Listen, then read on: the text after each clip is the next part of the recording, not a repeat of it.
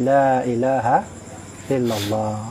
Maka fi akhir kalami la ilaha illallah dakhala jannah.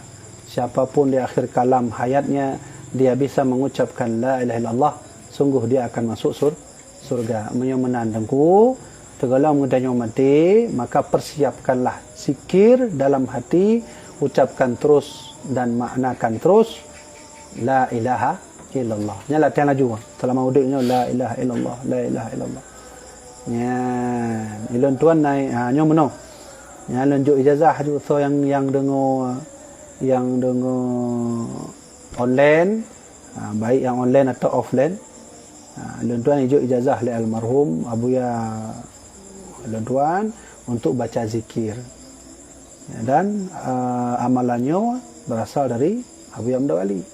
Nya uronya kan Jumat, maka amalan ji bacalah 1000 kali ya Allah, ya Allah, ya Allah, ya Allah, ya Allah. Terbaik. Hanya untuk melatih batin. Batin dia boleh latih. Baik terkejut tengok waktu menghadap Allah kan ni. Waktu menghadap malaikat mau kan terkejut dia. Sama lagi dia terkejut hadapi ijak presiden tiba-tiba ke rumah dia. Kan terkejut dia.